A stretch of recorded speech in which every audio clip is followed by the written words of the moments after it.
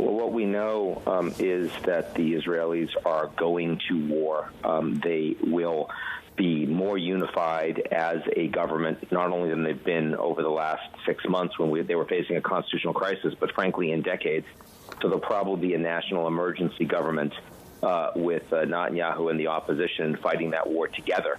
And that means not just airstrikes, but also ground occupation, house to house in Gaza.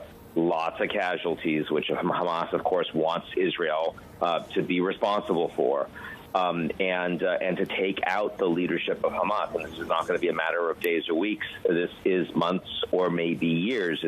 This is going to be going on for a long time. In terms of other countries' involvement, certainly the level of training that we have seen for this kind of operation, hard to imagine Hamas would have been able to do it by themselves. At the very least, you would have expected Hezbollah would have given them operational support and training.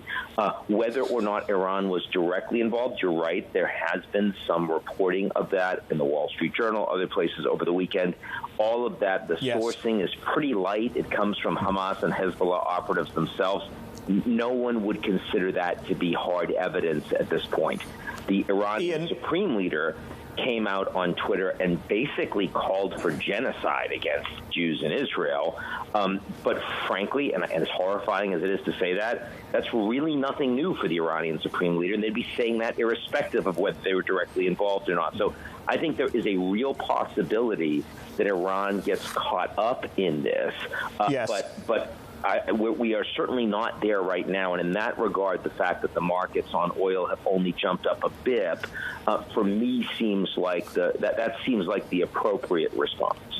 Ian, going to war, as you said, with Hezbollah and Hamas is one thing. Going to war with Iran is a distinctly different proposition.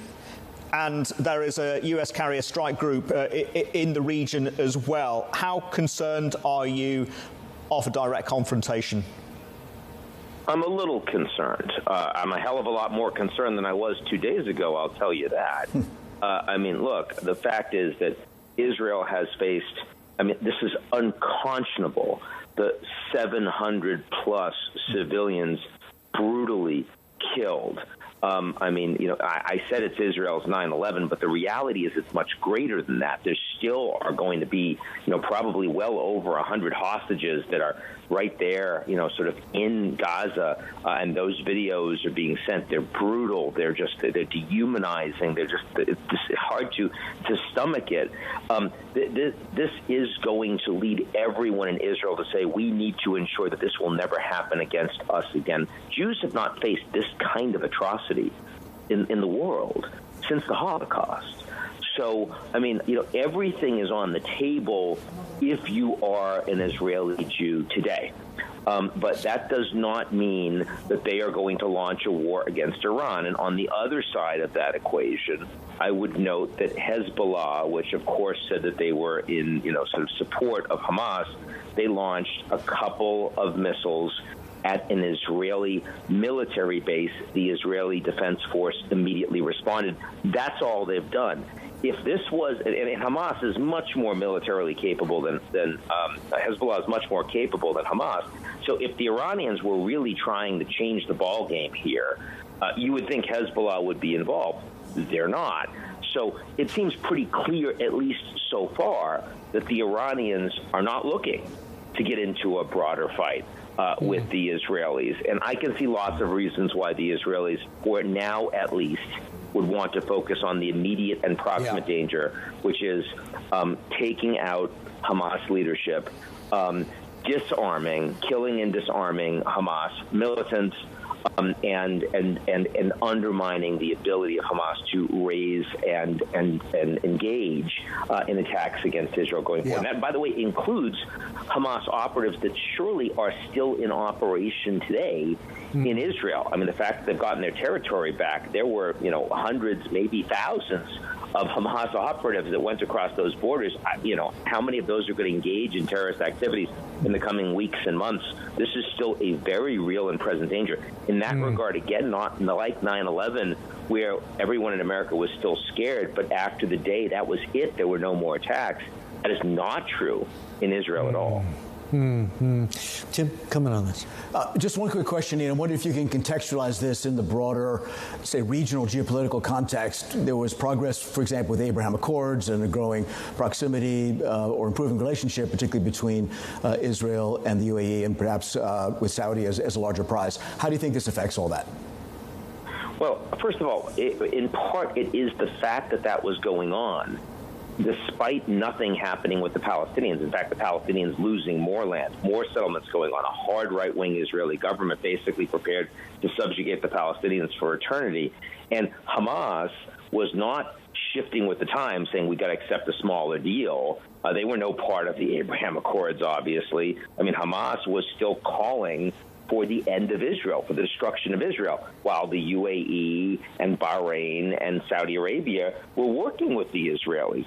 So, I mean, I do think that that level of isolation made the Hamas leadership into dead-enders that took these decisions, you know, in almost a suicidal kind of way. They're faced with really bad decisions. They do irrational things.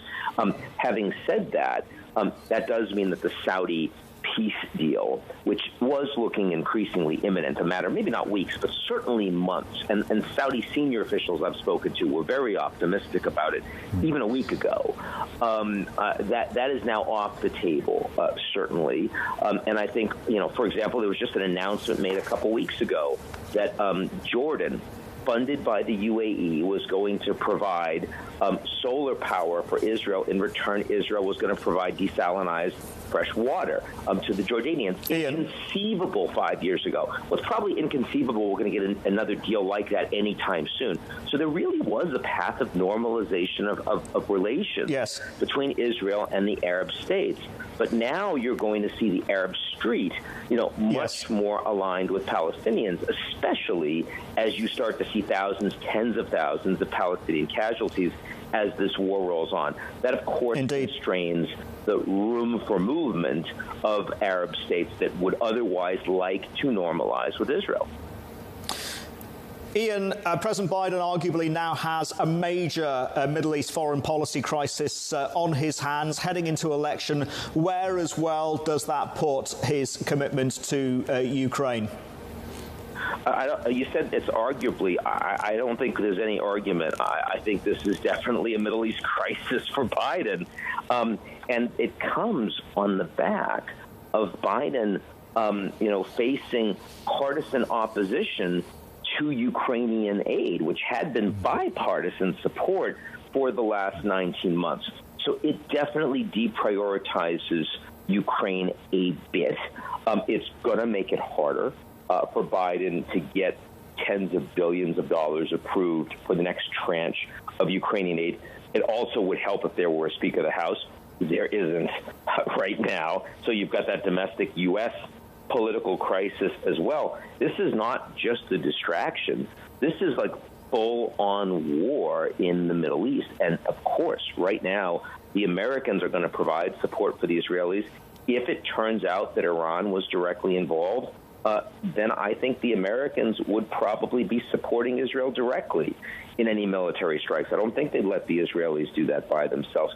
At the highest levels of the U.S. right now, there's military coordination with the Israelis, and it is certainly possible that the Americans would actually help Israel with special forces, for example, to get those prisoners, those hostages released. The Americans might even provide direct military support as part of an Israeli occupation of Gaza. None of that is off the table right now. And in some ways, that might be as meaningful an expansion of the war to look at as the potential for Iran getting involved.